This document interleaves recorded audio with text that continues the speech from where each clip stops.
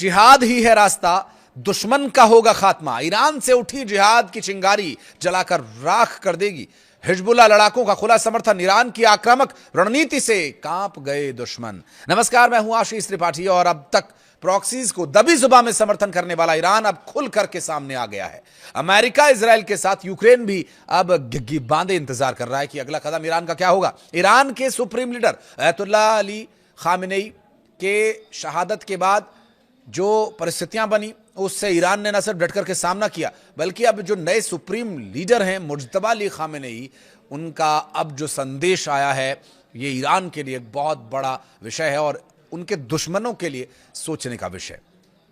Lebanon और Hezbollah की बात करें तो यहां के लड़ाकों का समर्थन मुज्तबा अली खामेनेई ने साफ तौर पर कर दिया है। हिजबुल्लाह के मजबूत रुख की उन्होंने तारीफ भी की है।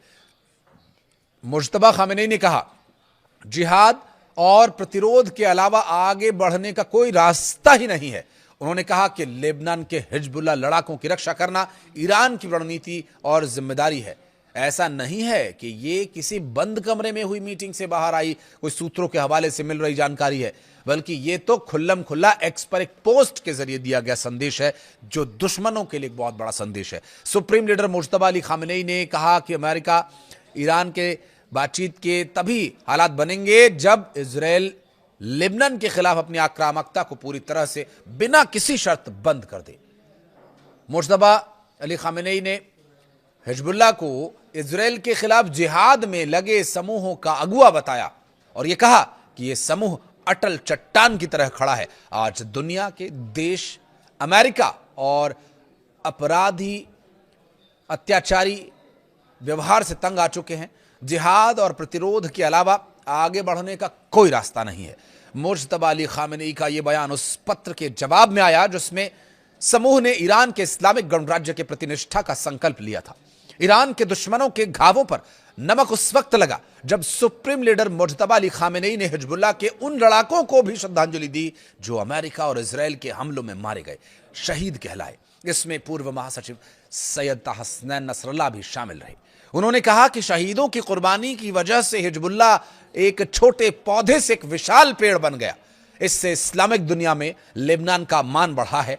अंत में उन्होंने हिजबुल्लाह के लड़ाकों, विस्थापित नागरिकों और शहीदों के परिवार के लिए प्रार्थना की और उनके जीत की कामना और भरोसा दिलाया कि जीत हमारी ही होगी।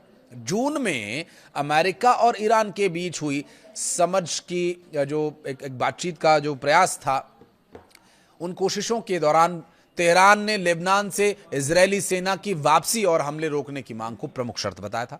हालांकि बाद में स्ट्रेट ऑफ हॉर्मुज को लेकर दोनों देशों के बीच मतभेद बढ़ जाने के बाद डेवलपमेंट आगे नहीं बढ़ सका। लेबनान और इजरायल के बीच अमेरिका मध्यस्थता में एक ढांचा समझौता हुआ था जिसमें चरणबद्ध तरीके से इजरायली सेना की वापसी की बात कही गई थी, लेकिन इसमें कोई तय समय सीमा नहीं दी गई थी। साथ ही इजरायल वापसी को हिजबुल्लाह के हथियार छोड़ने की शर्त से जोड़ा गया, जिसे ईरान और हिजबुल्लाह ने स्वीकार नहीं किया।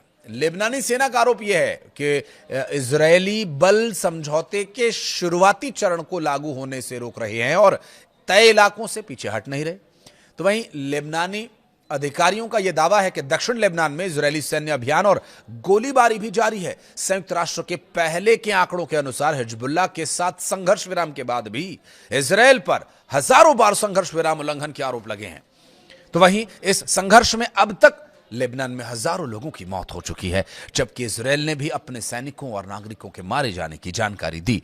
और इन सब के बीच अमेरिकी प्रेसिडेंट डोनाल्ड ट्रंप ने ईरान को लेकर एक बार फिर अपनी शेखी बघारी। उन्होंने दावा किया कि अमेरिका ने ईरान की मिलिट्री को पूरी तरह से खत्म कर दिया।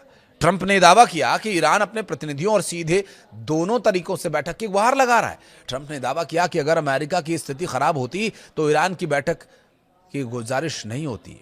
ईरान शांति के लिए गुजारिश कर रहा है या नहीं कर रहा है, दावे तो ये डोनाल्ड ट्रंप कर रहे हैं, लेकिन ईरान क्या कह रहा है? ईरान कह रहा है जिहाद।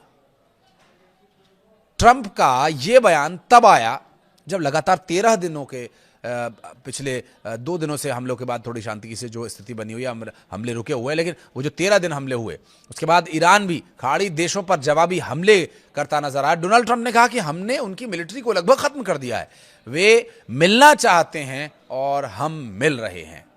देखते हैं क्या होता है। तो मना कर दीजिए आप कि नहीं मिलना है। ऐसा हो सकता है कि कोई डील हो जाए।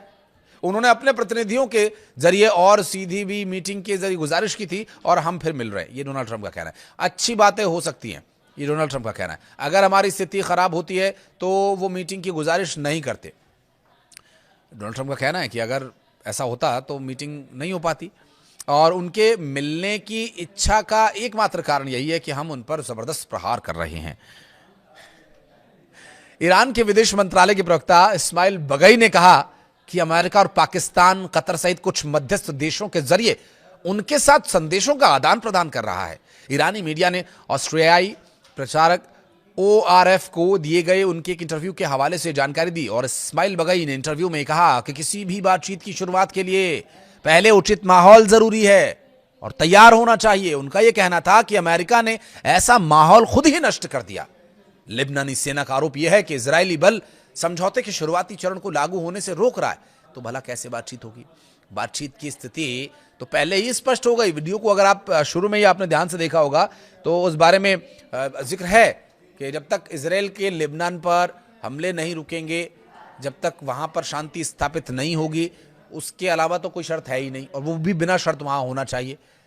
संयुक्त राष्ट्र के पहले आंकड़ों के अनुसार, जिसका कि दावा किया गया कि वे अपने सैनिकों को नहीं ले जा रहे हैं। हालांकि रिपोर्ट्स में जून में अमेरिका और ईरान के बीच हुई इस समझ की कोशिशों के दौरान भी तेहरान ने लेबनान से इजरायली सेना की वापसी और हमले रोके जाने की मांग को प्रमुख शर्तों में शामिल किया था, लेकिन अब कोई शर्त नहीं है। अब सिर्फ एक शर्त यही है कि वहां शांति हो, पूरी तरह से हमले रुके, तभी हम बातचीत करेंगे। और डोनाल्ड ट्रंप कह रहे हैं कि हमने उनके मिलिट्री पर हमले कर दिए, इसलिए वो बातचीत के लिए तैयार है। डोनाल्ड ट्रंप है, कह देते हैं। बहरहाल आप इस बारे में क्या कहना चाहेंगे, ये बताइएगा कमेंट सेक्शन में। वीडियो को यहाँ तक देखने के लिए बहुत बहुत धन्यवाद।